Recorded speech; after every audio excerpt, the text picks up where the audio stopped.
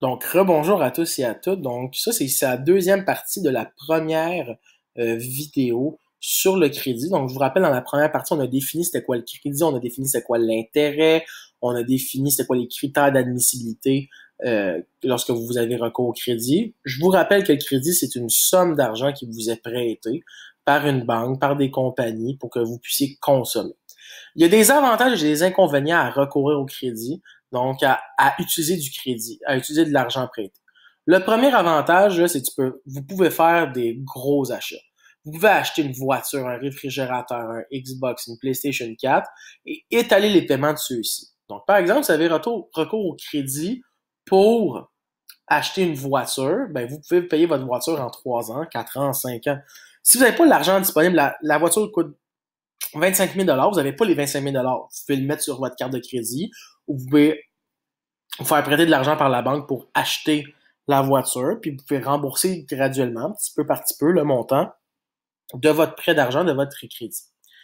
Si vous faites bien ça, vous pouvez vous bâtir un bon dossier de crédit, un bon historique de crédit. Ça, je vais revenir au prochain cours, au dossier historique de crédit, je vais le passer. Le troisième avantage, c'est faire plus facilement des achats sur Internet. Maintenant, là, vous pouvez faire des achats sur Internet d'à peu près n'importe quoi. Du shampoing, des chaussures, des vêtements, une voiture. Mais ça se fait comment? Ça se fait soit par PayPal, par dépôt direct, mais très, très, très souvent par carte de crédit. Donc, ça facilite les achats sur le web. Et aussi, la carte de crédit, la carte de crédit surtout, ça permet de faire plus facilement des achats en voyage. Donc, parce que la carte de crédit, c'est le mode de paiement accepté un peu partout dans le monde. Si vous avez aller en Europe, aux États-Unis, au Mexique, vous pouvez tout mettre sur votre carte de crédit, puis ça va être accepté. Vous n'êtes pas obligé de vous promener de l'argent du pays que vous visitez. Vous pouvez tout mettre sur votre carte de crédit, puis c'est bien plus facile de voyager dans ces conditions-là. Mais il y a aussi des désavantages. Le petit thumbs down, là, donc le petit pouce vers en bas. Le plus grand inconvénient, c'est que ça vous incite à consommer. OK? Du crédit, quand on vous prête de l'argent, ce que la personne, ce qu'un humain a tendance à faire quand il se fait prêter de l'argent, c'est de le dépenser au complet tout de suite. Dépenser de l'argent. Si vous recevez de l'argent à Noël ou à votre fête, vous dites comment je pourrais le dépenser? On l'a vu au premier ou deuxième cours, là, c'est la consommation. On vit dans une société de consommation qui t'incite à consommer. Ben, avoir du crédit, comme une carte de crédit, des prêts, tout ça, ça t'incite à consommer davantage et à t'endetter davantage. Donc, c'est pas nécessairement positif, là, tu t'endettes beaucoup. Si vous faites ça tout croché, vous achetez n'importe quoi, n'importe quand, n'importe comment, vous allez vous bâtir un mauvais dossier, un mauvais historique de crédit, mais comme je l'ai dit tout à l'heure, je vais revenir sur le dossier de crédit au prochain cours.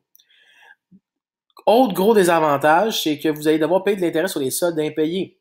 Donc, votre achat coûte plus cher qu'à l'origine. Je reprends mon exemple de tout à l'heure. Vous mettez un achat de 100 sur votre carte de crédit. Vous remboursez seulement 10 des 100 Vous devez rembourser au deuxième mois 90 plus 17 d'intérêt. Si vous calculez, votre achat vous a coûté 100 a coûté 100 en prêt. Vous n'allez pas seulement rembourser 100 vous avez remboursé premièrement 10 au premier paiement, 90 au deuxième et 10 et 17 d'intérêt au troisième. Donc, vous allez avoir payé au total 117 Donc, votre achat, quand vous ne le payez pas au complet, vous ne payez pas votre crédit, vous ne payez pas vos prêts au complet, vous ne les remboursez pas au complet, ben, quand on ajoute de l'intérêt là-dessus, ça vous coûte plus cher. Donc, si votre achat au début vous coûtait 100 ben, à la fin, il va vous en coûter 117 là. C'est beaucoup d'argent, là. Il y a aussi des impacts négatifs sur la qualité de vie et sur la santé physique et mentale. Les personnes qui sont beaucoup endettées, qui ont beaucoup emprunté et qui sont pas capables de rembourser les prêts, ben, ils ont beaucoup d'anxiété, de dépression. On reporte des projets de vie, comme si vous êtes endetté de 55 000 à 25 ans, ben, l'achat d'une maison, ça va attendre parce qu'il n'y a pas une banque qui va vous prêter pour faire un prêt hypothécaire. Donc, il peut y avoir des impacts sur votre qualité de vie et sur votre santé physique et mentale. Vous pouvez être déprimé, être triste parce que votre crédit est mauvais. Ce qu'il faut retenir, en fait, de ce premier cours-là, c'est que le crédit, c'est de l'argent prêté ou avancé. C'est un peu le principe d'acheter maintenant, payer plus tard. On utilise le crédit pour acheter des biens et des services qu'on n'a souvent pas les moyens de s'acheter maintenant. Donc, on utilise le crédit pour s'acheter, par exemple, un iPhone à 600 mais on n'a pas 600 dans nos poches. Et si on ne rembourse pas tout le solde, tout l'argent prêté d'une shot, de one shot, on paie des intérêts. Donc, des intérêts s'appliquent sur le montant qu'il reste à rembourser. Merci beaucoup.